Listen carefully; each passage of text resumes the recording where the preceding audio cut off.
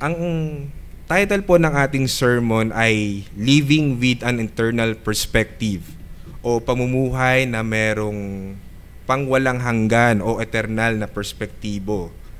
At yung ating pong mensahe ay God united us with Jesus Christ and commands us to live with an eternal perspective.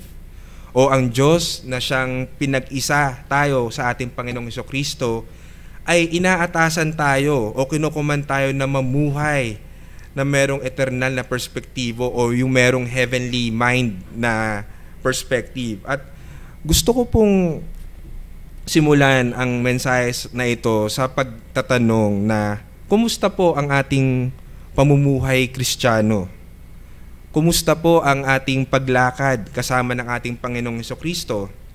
Kumusta po yung ating sanctification? At marahil po ay paano ba tayo dapat mamuhay ngayong tayo ay Kristiyano na? So ito po yung mga tanong na nais nating sagutin.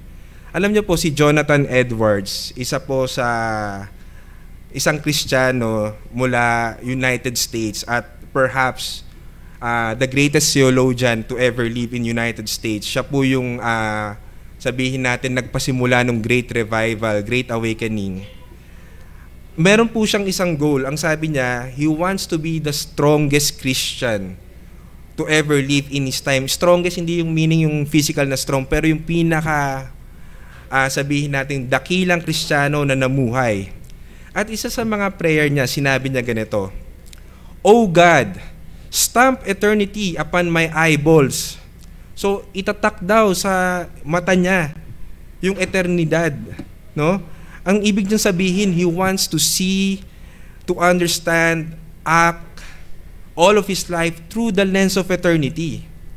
So, napakagandang prayer na ito, napakagandang hangarin. At kung tayo po ay we want to live our life that is pleasing to God, for the glory of God, for our sanctification, our hearts and minds must be fixed on heaven. We must have an heavenly mindset. So dapat daw po gano'n ang mindset natin. We must live with an eternal perspective. At ito po sa passage natin, makikita natin na ang Diyos, through the Apostle Paul, is teaching us a very practical message that on how we should live our Christian life. At meron po akong 4 na headings na gusto kong ibahagi sa inyo. Number 1 po, yung the believer's new reality in Christ, dun po sa verse 1. And then, yung pangalawa po, the believer's new responsibility in Christ, nandun din po sa 1 and 2. At nandun din po yung the believer's new identity in Christ, dun po sa verse 3. At yung panghuli po sa verse 4, the believer's sure glory in Christ. So lahat po ay mapapansin natin nakasentro sa ating Panginoon dahil yun po talaga ang susi, no, sa pamumuhay natin bilang mga Kristiyano. So tingnan po natin yung unang heading natin, the believer's new reality o yung bago nating realidad. Ano ba tayo bilang mga Kristiyano? So sabi dito, therefore, if you have been raised with Christ. So therefore, ibig sabihin, kinoconnect ni Apostle Paul dito yung mga previous chapters na kanyang sinabi kung saan ay binalaan niya yung mga believers sa Colossian. At tayo rin ngayon concerning yung deception at disappointment at uselessness na tinatry mamuhay yung kanilang spiritual na buhay through the legalistic means, no? Na doon po kasi doon sa Colossians, yung isa sa mga problem ng mga taga Colossians po dito, merong tinatawag na Colossian heresy. So may mga false teachers na nandoon na tila nagsasabi na yung kaligtasan mo, kulang pa yan, kailangan dagdagan mo yan. Kailangan may gawin ka. So nandun yung pagiging legalistic, nandun yung false philosophy, nandun yung Judaistic ceremonialism, kung saan sila, ino-observe nila kung yung mga iba't ibang araw, gano'n, na tila ito ay importante. Nandun din yung ascetic, no, na pamamaraan o yung paggawa nila ng penitensya na pinapahirapan nila yung kanilang sarili. At nandun din yung mystic, no? Matindi yung mga false teaching dito dahil yung iba nagtuturo ng pagsamba sa mga anghel, no? So yung mga believers sa Colossian, they are in danger of relapsing to their paganism, no? To their old pagan ways by relying on the works of man rather than the works of Christ. So nanganganib sila na bumalik sila dun sa pagiging pagano nila, no? Na sila ay tila gusto nilang dagdagan yung kanilang i-assure yung kanilang kaligtasan sa pamamagitan ng kanilang sariling gawa, where in fact ito ay kumpleto na, no? Yung works ni Christ, yung kanyang substitutionary death, yung kanyang suffering, yung kanyang atonement at resurrection, kumpleto na yon. At si Apostle Pablo, nirefute niya ito. Ibig sabihin, ito ay kinalaban niya, kinorek niya itong mga man-made doctrines na ito by preaching the truth o yung mga doktrina about the preeminence, the exclusivity. Ibig sabihin, si Kristo lang, yung preeminence na siya ang pinakauna, and sufficiency of our Lord Jesus Christ for their salvation and sanctification, no? And by manner po of quick application lang, nakita natin dito sa sinasabi ko po na si Apostle Pablo, kinorek niya yung wrong doctrine with the right doctrine. So, very important po talaga yung doktrina, no? Na ito ay magbibigay sa atin ng banal na pangunawa at banal na pamumuhay. So, wag po natin basta-basta sabihin natin baliwalain yung doktrina. Dahil the higher our doctrine is, the higher our doxology, meaning the more na naiintindihan natin doctrine, the more na naiintindihan natin kung paano natin dapat sambahin ng Diyos. At the same time, ito yung nagbibigay o nagmo-motivate sa atin kung paano tayo mamumuhay. So, sabi nga sa Proverbs 23 verse 7, so a man thinks within himself, so he is. So kung ano daw, kung paano ka mag-isip, ganoon ka. So, very important po yung doctrine, kaya wag natin itong baliwalain. At the same time, syempre po, dapat yung tamang doktrina, kasi yung maling doktrina po will definitely lead us astray o tayo po ay mapapahamak. Now, balik po tayo dun sa ating heading na yung bago nating realidad sa kay Kristo Jesus. Sabi dito, if you have been raised with Christ. So, itong sinasabi nito, tayo ay binuhay na kasama ni Jesucristo. So this talks about our new reality, our new position in Christ. So yung salitang if doon, sabi ni Horatius Bonar, the word if is not in this place expressive of doubt. It does not imply that those saints at Colossae were uncertain as to whether they were risen with Christ. Rather, it is the apostles' way of denoting the surest of all certainties. Kasi po, yung if dito, ito po yung isa sa mga example sa Bible na medyo na mistranslate. Kasi kung kung matatandaan niyo po, yung Bible po, tinranslate yan paulit-ulit. So itong if, ang pinakamagandang translation po talaga nito dapat ay since. Parang ganito po, ang gustong sabihin dito, instead na kung kayo nga ay muling binuhay, ang maganda pong translation ay dahil kayo nga ay muling binuhay, no? So, all true believers po of Jesus Christ who has been sovereignly regenerated by God has been raised with Christ. So, ito po yung katayuan ng isang Kristiyano. Ito po yung katayuan ng isang bagong mananampalataya. At napakalaking comfort po nito dahil kung tayo po ay mananampalataya, ito na po yung posisyon natin na tayo po ay binuhay kasama ng ating Panginoong Jesucristo. So, napaka-great comfort. At sinasabi dito, yung you, lahat ng Kristiyano, walang distinction. Hindi lang yung Kristiyano na nakapag-Bible school, Kristiyano na mayaman, Kristiyano na mahirap, Kristiyano na matanda, bata, lahat. So, napakalaking comfort na we already belong to Christ, tayong mga binuhay niya. At ano po ba ang ibig sabihin nitong raised with Christ, no? You have been raised. So makita natin, yung raised doon, past tense na yun.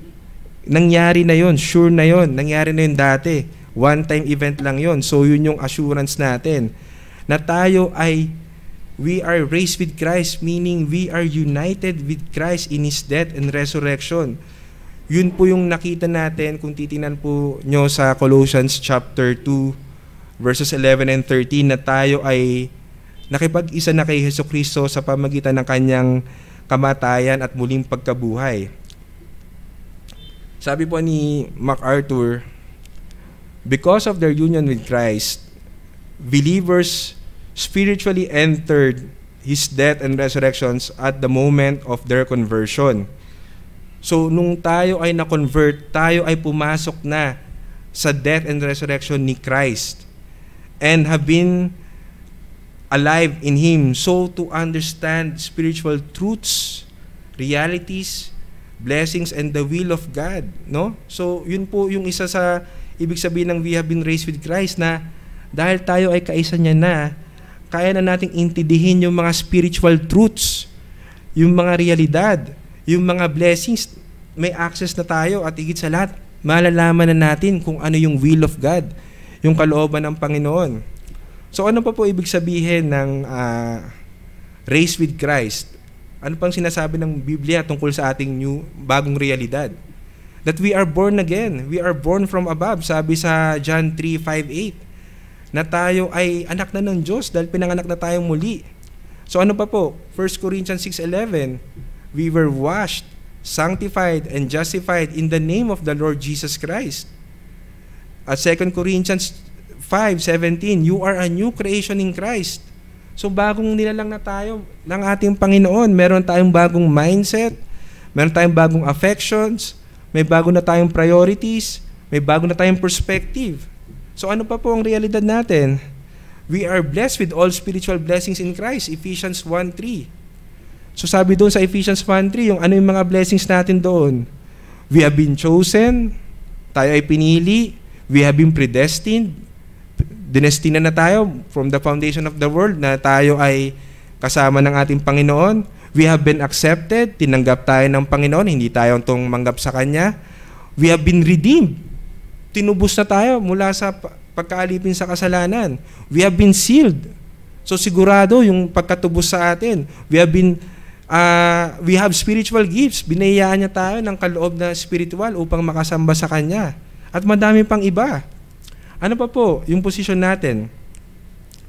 We are seated with Christ, Ephesians 2:6, positionally. So napakalaking pribilehiyo na ang Panginoong Diyos, soberano sa lahat, kasama niya tayong nakaupo dun sa taas. We are seated in high honor and authority, that we are more than conquerors and we are victorious over sin. Yun po ang sinabi ng salita ng Diyos. So yun yung bagong posisyon natin. Ano pa po? We have righteousness in Christ, of Christ, Philippians 3:9. We are citizens of heaven, Philippians 3:20-21.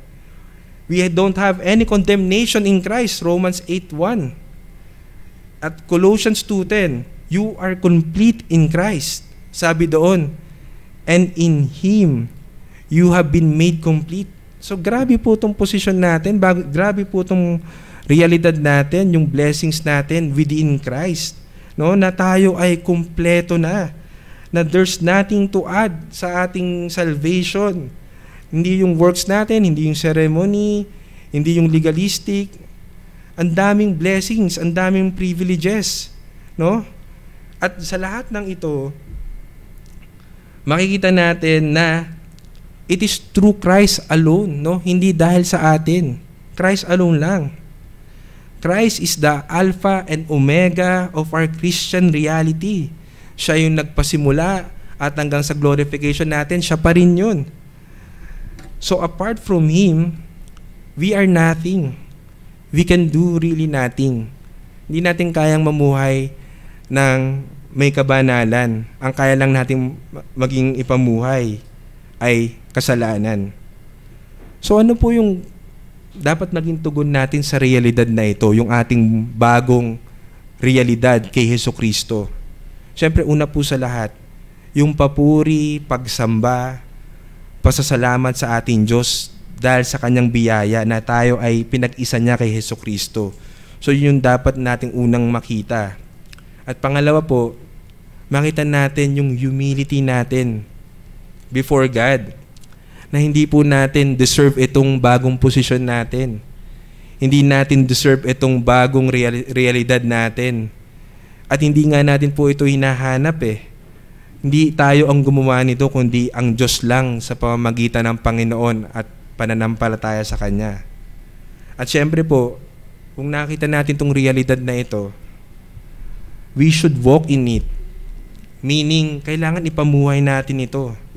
Yung ating character, yung ating behavior, yung ating responsibilidad sa mundong ito, ay dapat nagko-conform sa realidad na ito. Meaning, nagko-conform, parang naka-align kung anong realidad mo. So, wala tayong excuse na may sasabi kung bakit hindi tayo pwedeng makapamuhay ng ayon sa kalooban ng Diyos, since siya ang nag-provide ng lahat para sa ating pangailangan para maipamuhay natin yung buhay Kristiyano. So, yun po, no? So, katulad po ng tanong ko kanina, kamusta po ba yung buhay Kristiyano natin? Tayo po ba ay nag-i-struggle sa ating sanctification tulad ng mga Colossian believers dito sa panahon nila? Kasi nag-i-struggle po sila dito sa kung paano nila imomortify yung flesh nila. So, nakita natin, kay Kristo tayo tumingin. Kasi lahat po yung reality natin, lahat na kay Kristo Bumalik tayo sa Panginoong Hesus.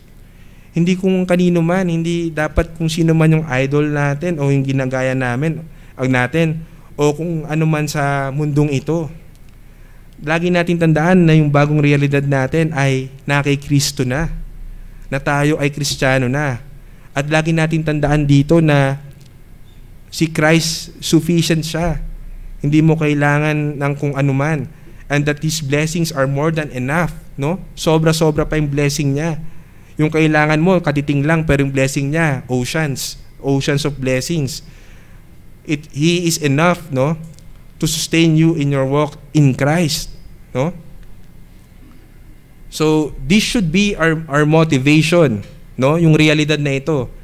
Ito yung fuel natin, no? Ito yung gasolina natin para makapamuhay worthy of the Lord. However, this truth will not become wisdom if we don't apply it in our lives, no? So, walang epekto itong katotohanan na ito kung di natin ito i-apply. Sabi nga ng ating Panginoon sa Matthew 7:24-26, that everyone who hears His word and does not put them into practice is like a foolish man who built his house on sand. So, kung di po natin ito ipapamuhay, itong realidad natin, tayo po ay magiging hangal sa harap ng ating Panginoon. So, lahat ng doktrina, useless po yan kung hindi po natin ipuput into practice. So, nung tayo ay naligtas na sa ating Panginoon, hindi ibig sabihin po nun tayo ay magiging idle na tayo ay magiging passive na at wala na tayong gagawin. Meron po tayong responsibilidad.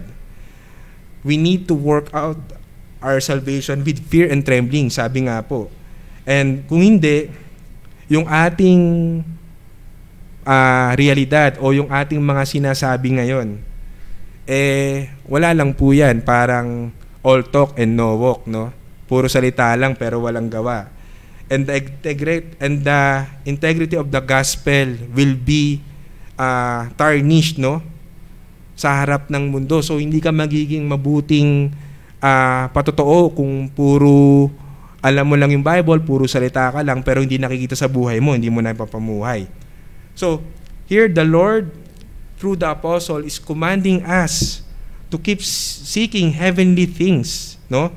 To have a heavenly mindset, to seek Christ further. Ito yung bagong responsibility natin. So, ito po yung pangalawang heading natin, the believer's new responsibility.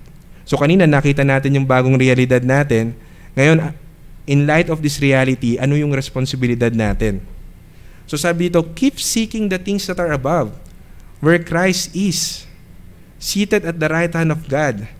Set your minds on the things that are above, not on the things of the earth. So, kanina po nabanggit natin, tayo ay citizens of heaven na. At tulad ng isang mamamayan dito sa mundong ito, meron tayong duty, meron tayong responsibilidad. At yung ating makalangit na responsibilidad ay hindi mag-i-start pag nasa langit na tayo. Tayo, inuutusan po tayo ng Panginoon na kailangan na natin gawin yon habang dito tayo nasa mundo. Sabi po sa Colossians 1:10, we need to walk or will walk in a manner worthy of the Lord, to please Him in all respects, bearing fruit in every good work and increasing in the knowledge of God. So, ganun daw po yung kailangan natin pamumuhay, na we walk in a manner worthy of the Lord, to please Him in all respects, sa lahat ng aspeto ng ating buhay. At at the same time, we bear fruit, nakikita sa atin yung good work, at increasing in the knowledge of God.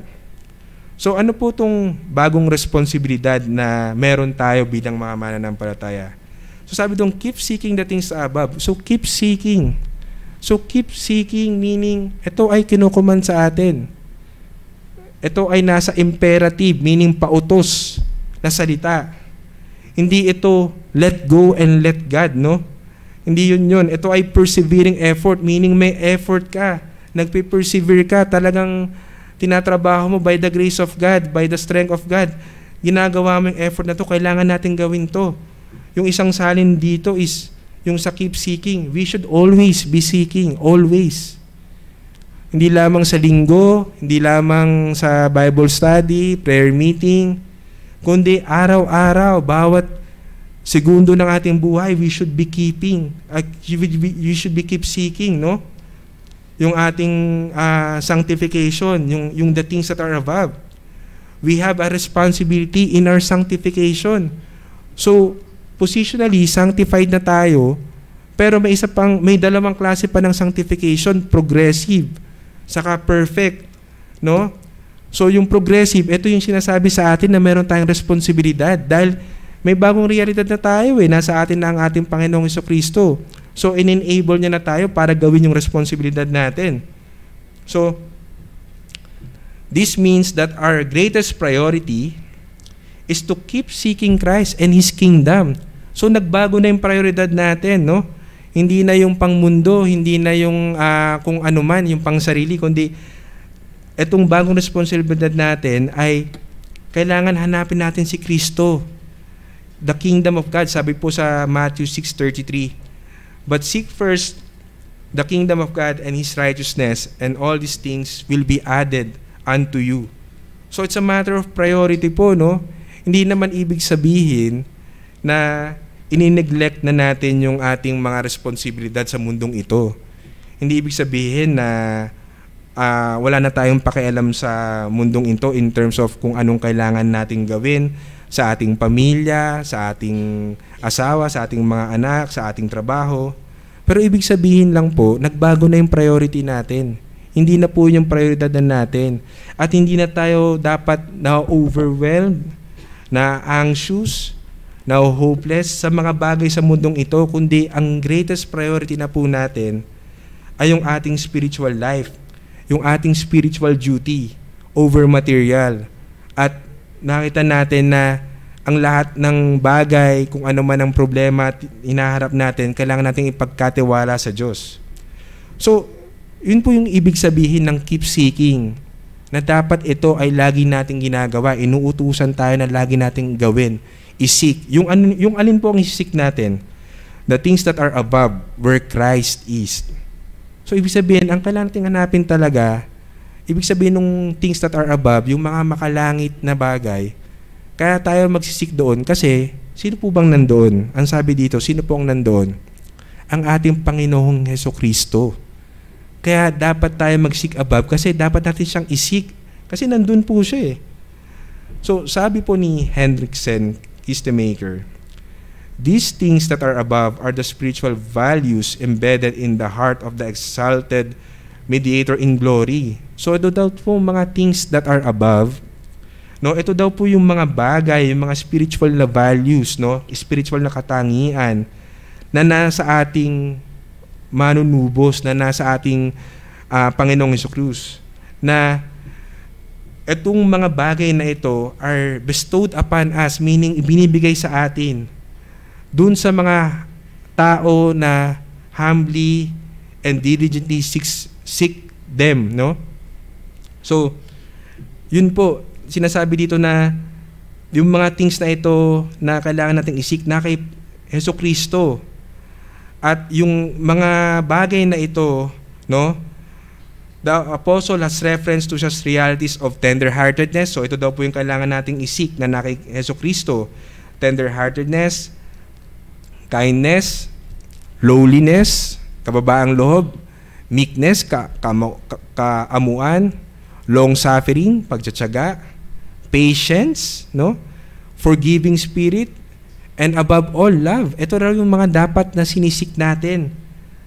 Ito daw dapat yung isik natin in Christ, itong mga katangian na to. Surely, if the hearts of believers are filled with such bounties, there will be no room for fleshly indulgence. Here then is the true solution. So sabi niya, kung ito raw po yung nasa puso natin, tender-heartedness, kindness, lowliness, meekness, long-suffering, lahat to na kay Jesucristo. Kung ito raw po yung sinisik natin at nasa puso natin, walang puwang yung fleshly indulgence. Meaning mawawalan ng puwang yung mga makamundong pagnanasa. Kasi, di ba po, parang ano lang po yan di ba? Sa science natin, alam natin, matter occupies space. So kung may nakalagay na dyan, hindi mo na pwedeng lagyan ulit pa ng iba yan. Hindi mo pwedeng parehas nakalagay kung hindi naman kakasya.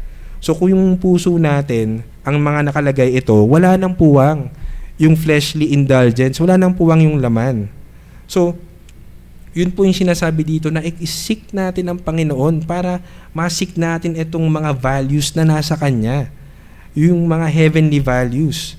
So, isang application po is really, yung paulit-ulit ko pong sinasabi, itong keep seeking means pursuing a deeper knowledge of Christ Himself and all that belongs to living with Him and for Him.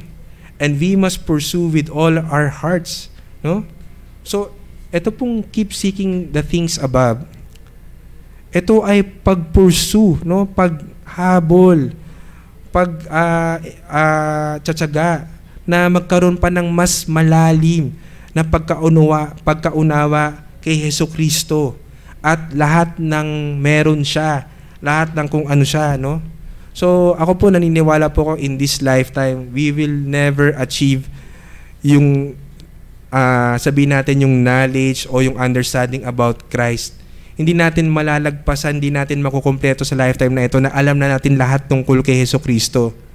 In fact, kahit po sa kabilang buhay, we will still know more about Jesus Christ. So sinasabi niya dito, keep seeking, no? Si Christ. Yan ang buhay na natin, yan ang responsibilidad natin.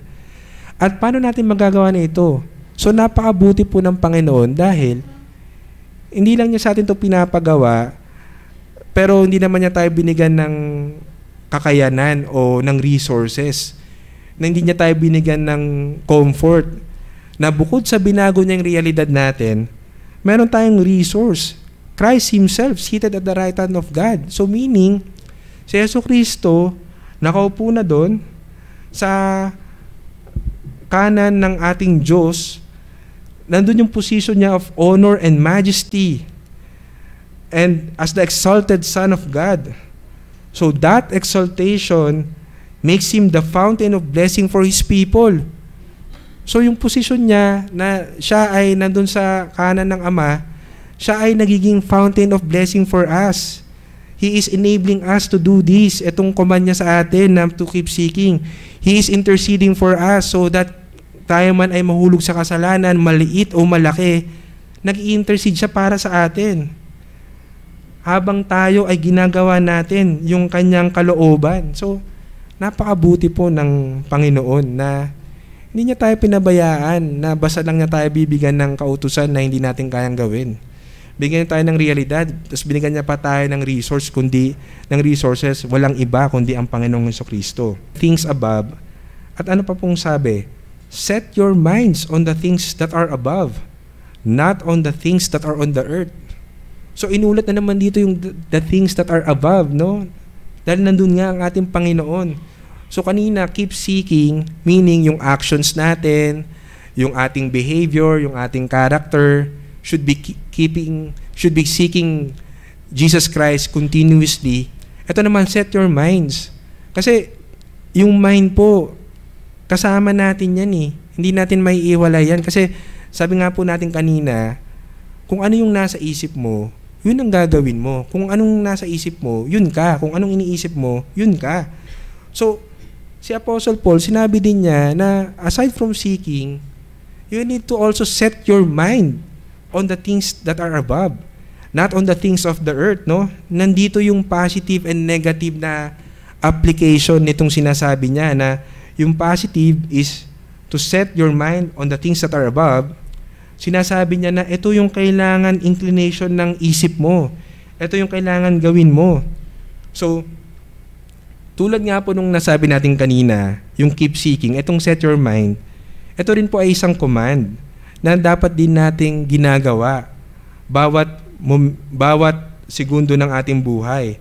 So, dito, inaanyayahan tayo ni Apostle Paul or ine-urge niya tayo to ponder or think, no? Na pag-isipan natin, na mag-isip tayo, na pagbigyan natin ng pansin o yung inclination ng ating isip kung saan tayo, kung ano yung lagi nating iniisip, dapat yung the things that are above. It means that our inclination, so inclination kung saan tayo bumabaling, yung ating passion, our liking, kung ano yung mga gusto natin, should be the things that are above, the heavenly things. Yung mga interest ng Diyos, yun daw yung dapat nilalagay natin yung isip natin. Hindi kung ano man na makamundo, no? So, ang ganda po nung sinabi ng Philippians 4:8, no? Sabi dito, ito yung mga kailangan nating isinasa isip. Sabi doon, finally brothers, whatever is true, whatever is honorable. So, whatever is true, kung ano yung totoo, kung ano yung honorable, whatever is just, whatever is pure, whatever is lovely, whatever is commendable, if there's any excellence, if there is anything worthy of praise, think about these things. So, yun daw po yung kailangang iniisip natin, yung pag-i-set natin yung mind natin sa mga bagay na to. Honorable, just, pure. Lahat po ito ay makalangit na pag-iisip. So, dito daw po natin dapat inilalagay yung ating isipan. At yung negative side naman, not on the things that are on the earth. So, ano po ba yung things on the earth? So, kung ito po ay isa-summarize natin, yung things on the earth, sabi po sa 1 John 2:16, ito po yung lust of the flesh, lust of the eyes, boastful pride of life. So, yun po yung lahat ng nasa mundo, no? Yung lust of the flesh, lahat ng makalaman na lust, no? Hindi lang ito sa sexual, pero sa material din. Kung ikaw ay nagiging greedy, so meaning ikaw ay nagiging covetous, di ba? Ikaw, nandun yung immoralidad, nandun yung jealousy, nandun yung godlessness, lust of the eyes, nandun yung envy, boastful pride of life, nandun yung pagmamalaki sa harap ng Diyos. So, wag daw po natin yun ang isipin natin. Pero yung kabaligtaran ang isipin natin. So, again, same as earlier na sinabi ko po, kung yung mga iniisip natin, yung isip natin, preoccupied na nung things that are above, it follows naturally na hindi na po natin may isip itong mga things on the earth. Kasi may iba na tayong iniisip eh. May iba ng laman yung isip natin. May iba ng laman yung puso natin. So, hindi na natin maiisip itong mga bagay na ito. No? So, if our minds are filled with heavenly things, our affections inclined to Christ, we will be able to walk in righteousness and there will be no space for wickedness. So napakaganda po ng sinasabi sa atin na itong kinocommand sa atin, hindi lamang ito nakapagbibigay ng luwalhati sa ating Panginoon. At the same time, it helps us to live a sanctified life, no? So, yun po. Pero ang pinaka-importanting tanong pa, yung $1,000,000 question about sa pinag-uusapan natin. So, kinukuman tayo to seek the things above and set your minds on the things that are above. Pero how do we do this? Paano ba natin gagawin tong seeking and setting na ito? Kasi ito pong sinasabi ni Apostle Paul, hindi lang po ito parang positive thinking na kailangan think positive ka lang. Man-made doctrine po yun. Hindi yun. Pero etong pinapagawa niya sa atin, kung paano natin to gagawin, sinagot din po niya, kung titingnan niyo po yung Colossians, dyan sa same chapter, 16 and 17, sabi po doon, let the word of Christ richly dwell within you, with all wisdom teaching and admonishing one another with psalms and hymns and spiritual songs, singing with thankfulness in your hearts to God. So yung word of Christ po, yun ang paraan kung paano natin isi-seek and isi-set yung mind natin. Ito yung paraan kung paano natin gagawin. Richly dwell within you. Dwell meaning manirahan sa atin yung salita ng Panginoon. So, it means that we need to spend considerable or significant time to study, to meditate in the Word of God and to be saturated by it, meaning nakababad tayo doon sa Word of God. The Word of God must always be in our hearts, no? So ano pa po? We also need to pray, no? Sabi dito, admonishing one another with psalms and hymns, to pray, to worship, and have fellowship with other believers. So yung mga means of graces po na ibinigay sa atin para makapamuhay ng may kabanalan, hindi po natin yung dapat pabayaan kasi yun po ang paraan kung paano tayo makakapag-seek, makakapag-set ng ating mind. So, ano pa po yung dahilan, no? Kung paano tayo makakapamuhay ng may kabanalan o paano tayo makakapamuhay ng merong eternal na perspektibo. So, sabi po doon sa ating next heading, we have the believer's new identity. Meron tayong bagong katauhan. Sabi sa verse 3, for you have died, and your life is hidden with Christ in God. Napakaganda po, no? You have died. Namatay ka na. Nangyari na ito bilang isang mananampalataya na kabilang ka na sa kamatayan na nangyari sa ating Panginoon. Ito yung bagong identity na ng mga Colossian believers nung sa panahon nila at tayo din naman ngayon. So, kanina nga po, nasabi ko na tayo, ang realidad natin, we are united with Christ. So, yung first heading natin kanina, sabi doon, we have been raised. Pero ito naman, yung kabilang side ng kanyang, yung ating union, yung kanyang death, no? So, ito po ay two sides of the same coin na kanina yung resurrection, now to his death. And the Colossians are dead and buried, no? Yun yung dating katauhan nila. It is no longer they that live, but Christ that lives in them. Napakaganda.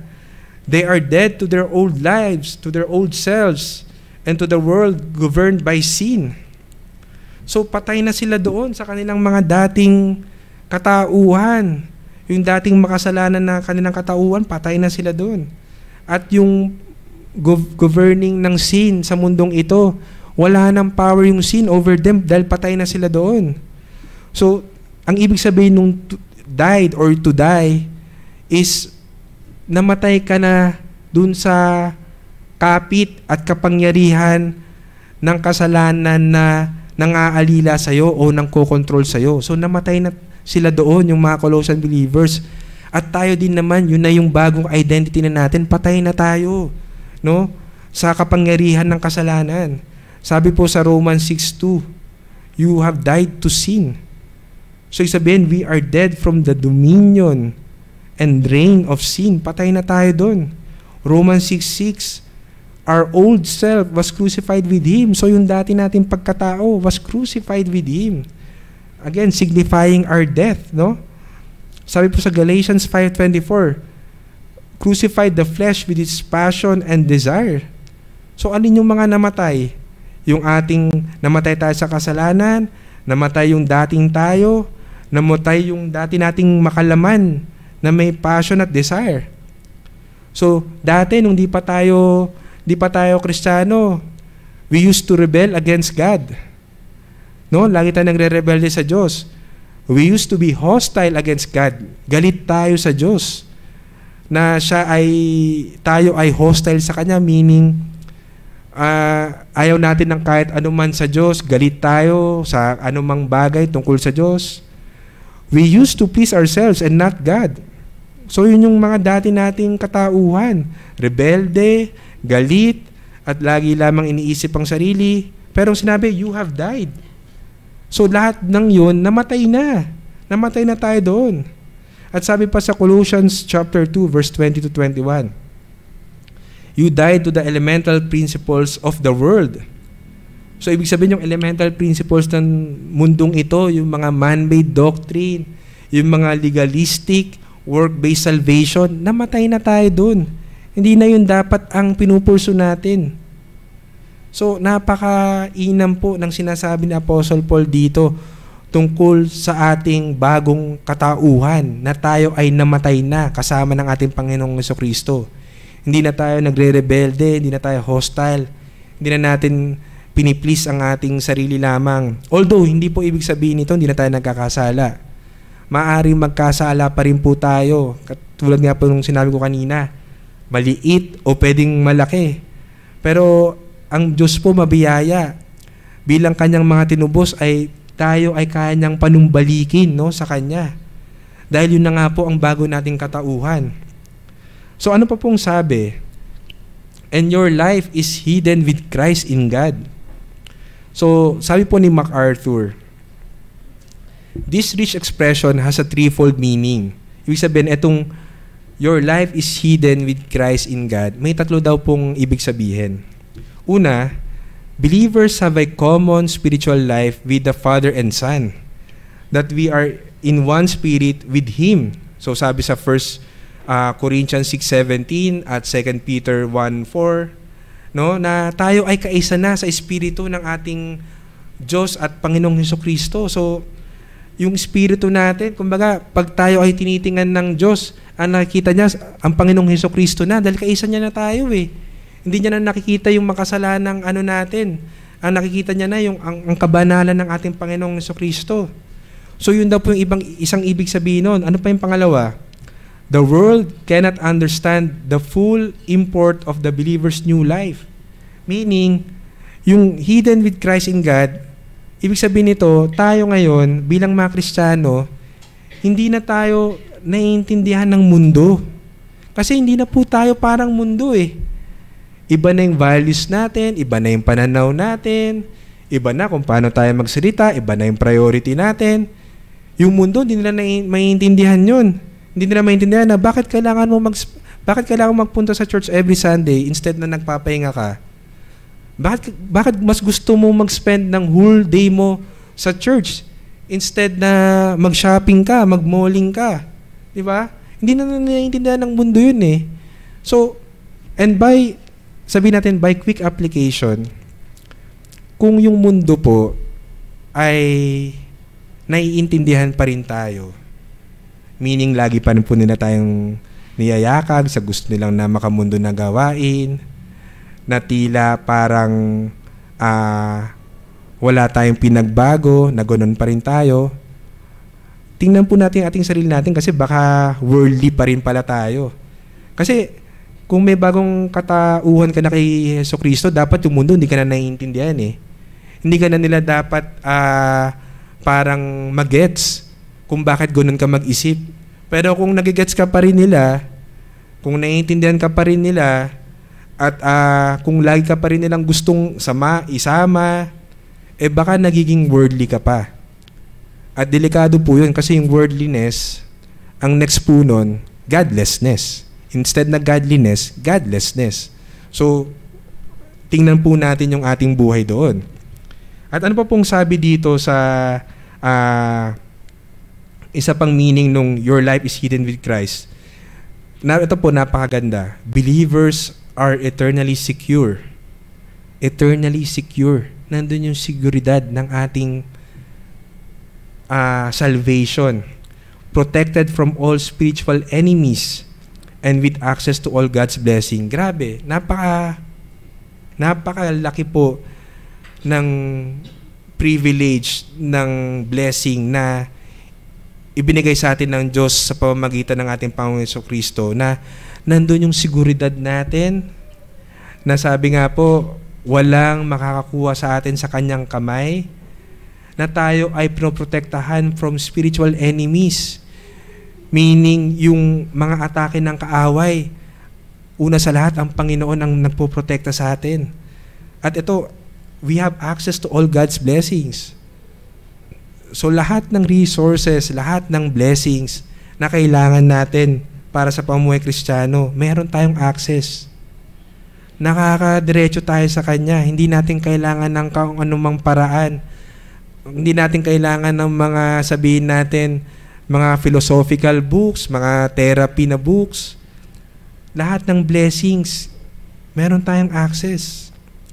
So, purihin natin ng Diyos dahil sa Kanyang biyayang ito, sa Kanyang ginawang ito sa ating buhay, na hindi po natin ito deserve at hindi natin ito ginugusto, hindi natin ito sabihin hinihingi, pero ito ay ibinigay niya sa pamagitan ng pananampalataya sa atin. So, i-recap ko lang po, kanina nakita natin yung ating bagong realidad na tayo ay united with Christ in His death and resurrection. So may bago na tayong pagkatao, meron na tayong bagong realidad na tayo ay anak na ng Diyos. At dahil sa realidad na yon, dahil tayo ay Kristiyano na, meron tayong bagong responsibilidad na to seek and set our minds on the above. At yung responsibilidad na yon, magagawa lang din natin, kaya natin gagawin yon, dahil meron na tayong bagong identity. May bago na tayong katauhan sa ating Panginoong Kristo na tayo ay namatay na sa ating pagkamakasalanan, sa dominion ng sin, sa control ng sin, patay na tayo doon. At yung panghuli po, the believer's sure glory. So nandun yung tiyak na kalawalatian nating mananampalataya. Sabi doon, when Christ, who is your life, appears, then you will also appear with Him in glory. Napakagandang promise sa atin. Napakalaking comfort sa atin, no? Now, when Christ, who is your life, appears, we will also appear with Him in glory. So, when Christ, no, appears, so, ibig sabihin, when, meaning darating talaga ang ating Panginoon. Darating siya. Wag po nating ibaglit sa ating isip yon, na siya ay darating na muli at siya ay makikita natin. He will appear with all majesty and all glory.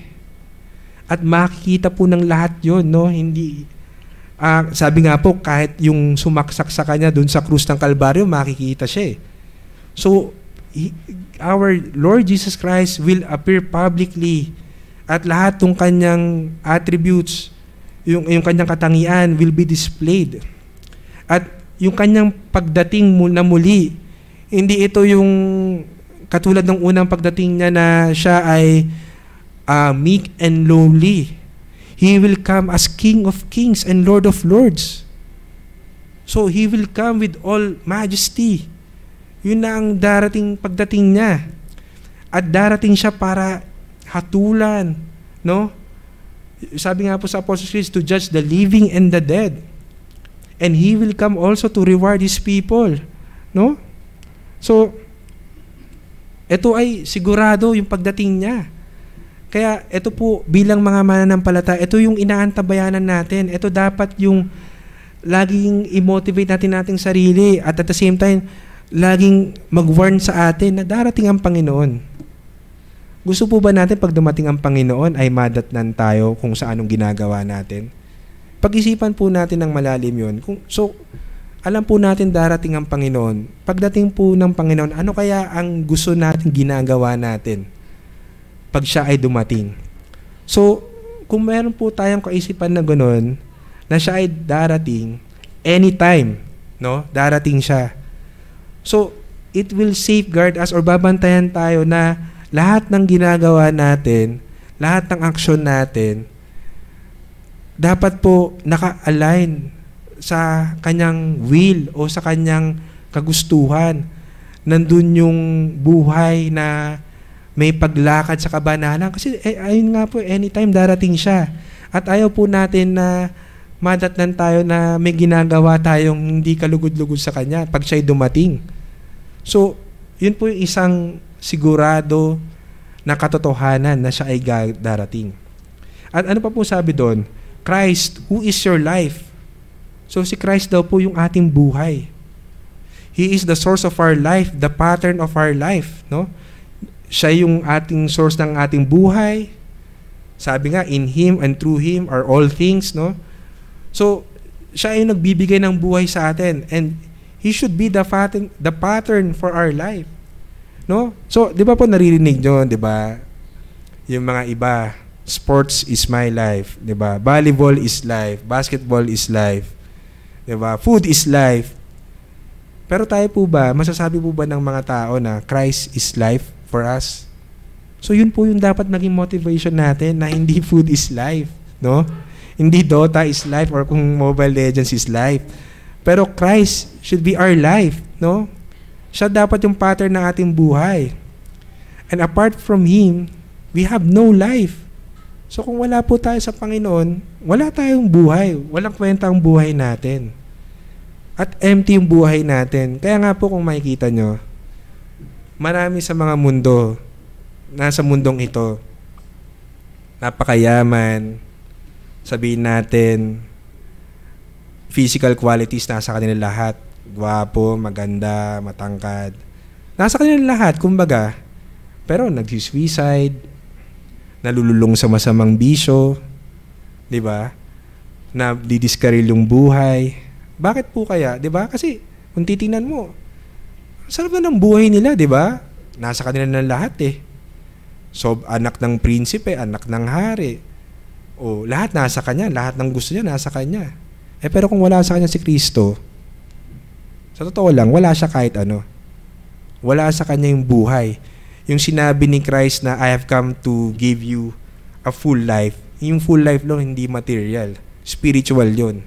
So, kung wala sa'yo sa Panginoong Jesucristo, wala kang full life. Empty ang life mo. At sigurado yung empty life mo, patungo yan sa destruction. So, anong sabi dito? Then, you also will appear with Him in glory.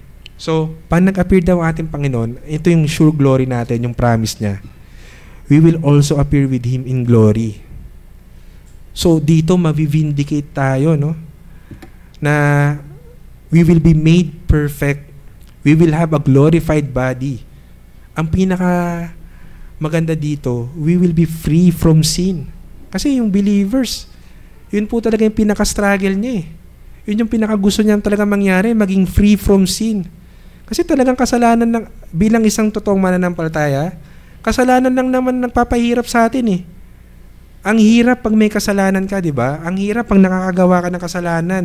Yung damdamin mo, yung konsensya mo, binabagabag ka, hindi ka makatulog. So, napakalaki ng epekto ng sin. Pero yung sure glory dito, yung sure promise dito, bilang nasa Panginoon, magiging malaya tayo mula sa kasalanan, tulad ng ating Panginoon. So, this certainty of future glory should encourage saints to remain steadfast in afflictions, in troubles, in living their Christian life. So ito daw pong kasiguraduhan sa kaluwalhatian sa ating Panginoon, no?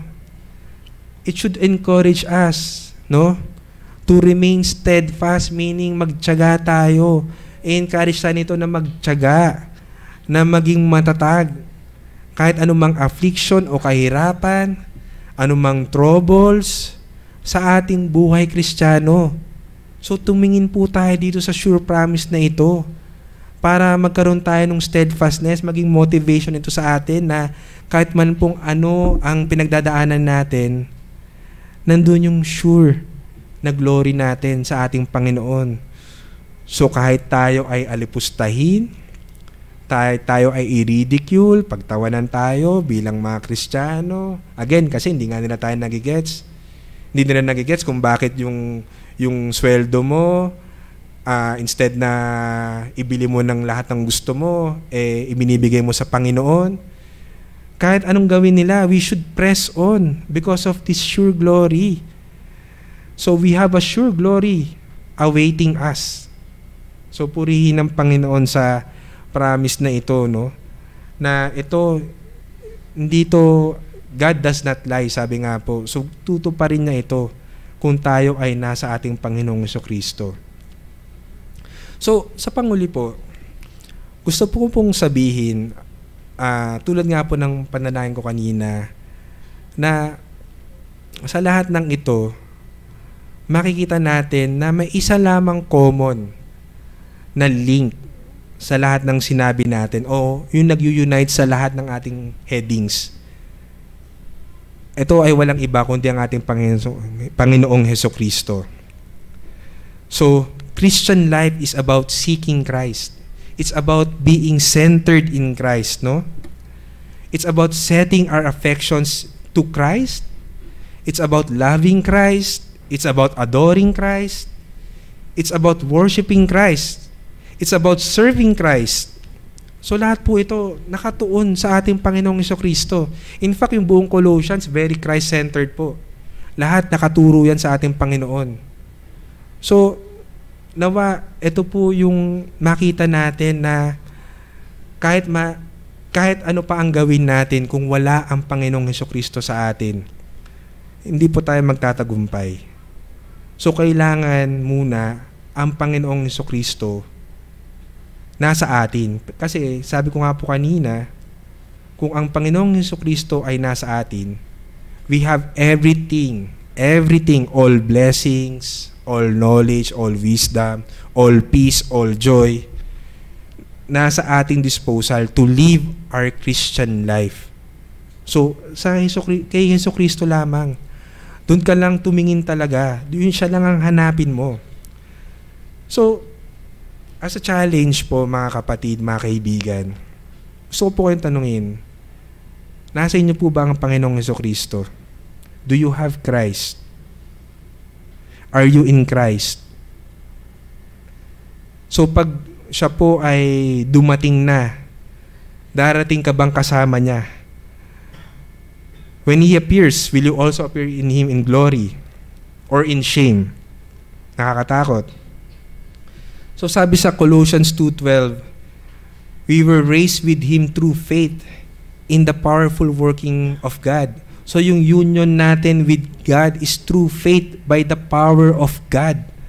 So at yung faith, yung means para ma-unite tayo sa Panginoon at lahat ng yon ay gawa pa rin ng makapangyarihang Diyos. Hindi natin yung ginawa. Wala tayong ginawa doon. Pero at the same time, kinukuman tayo ng ating Panginoong Jesucristo. Believe in Christ. Manampalataya ka sa Kanya. Believe in Him who suffered and died and resurrected for us. So panampalatayan mo yung gawa niya. Panampalatayan mo ang Panginoong Jesucristo. Put your faith in Him. Sabi nga po, He is the only way, the truth, and the life. Walang ibang daan patungo sa Diyos, patungo sa Christian life. Walang ibang katotohanan para magawa natin yung Christian life. At wala tayong buhay kundi siya lang. He's the only way, the truth, and the life. So inaanyahan niya kayo to come, no? Sabi, come. Come to me. To give rest, no? Mula sa ating pagkamakasalanan. Kasi sabi ko nga po, yung kasalanan, talagang nakakabigat yan. Mananampalataya o hindi, yung kasalanan. Mabibigatan ka dyan, lalong nakakabigat yan kung tinatry mong labanan yan sa sarili mo, pero wala ka naman sa Panginoong Jesucristo. Pero sinasabi niya, come. Come unto me, all of you who are weary. Diba? He will give you rest from your sinfulness, from your sin. Ano pa sabi? He is the friend of sinners. So, ang Panginoon si Kristo, He is the friend of sinners, like you and me.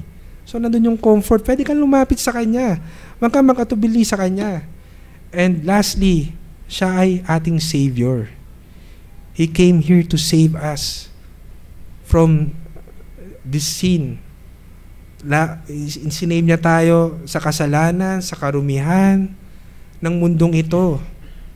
So naparito siya para iligtas tayo, iligtas ka. So kung wala ka pa sa Panginoon Kristo, lumapit ka sa Panginoon. Hingin mo yung habag ng Diyos. Kasi yung power of God lang, through faith, ang maaaring mag-unite sa inyo. So, believe in Him. Manampalataya ka sa Kanya. So yun lamang po, tayo po ay manalangin. Aming Ama, salamat po, Panginoon, sa mga katotohanan na inyong ibinigay sa amin sa pamagitan po ng inyong mga salita. Panginoon, nakita po namin ang katotohanan na kami ay may bagong realidad na bilang mga Kristiyano kami ay meron ng kaisahan sa inyo. At dahil doon, meron kaming responsibilidad na kayo ay hanapin at ituon namin ang aming isip at puso sa inyo lamang, Panginoon. Na kami ay meron ng bagong pagkatao, na kami ay namatay na sa kasalanan at wala na itong dominion sa amin, wala na itong control, wala na itong kapangyarihan. Kaya maaaring kami ay lumakad na po ng may kabanalan sa inyo. Kaya tulungan po kami, Ama, na maipamuhay ito dahil magiging useless po, Panginoon, ang lahat ng aming pinag-aralan kung hindi po namin ito maipamuhay. Hindi po ito magiging wisdom sa amin. Kaya tulungan po kami, Ama, dahil kapos po kami, mahina po kami, pero salamat po dahil kayo ang resource namin. Lahat ng blessings, spiritual blessings, ay accessible sa amin dahil po sa inyo, Panginoon.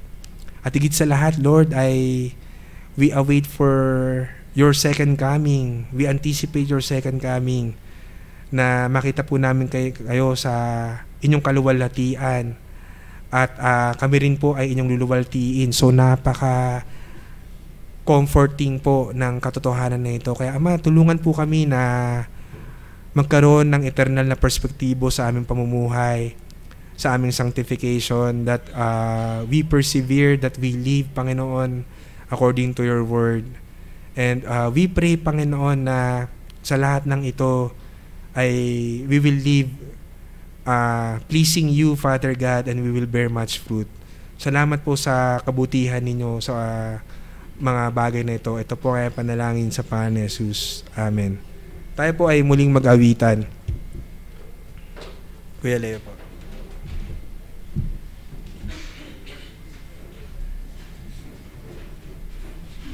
Napakaganda po ng Colossians. Kung babasahin po natin yung buong chapter, ay makikita po natin doon yung sinasabing upang sa lahat ng mga bagay ay magkaroon siya ng kadakilaan.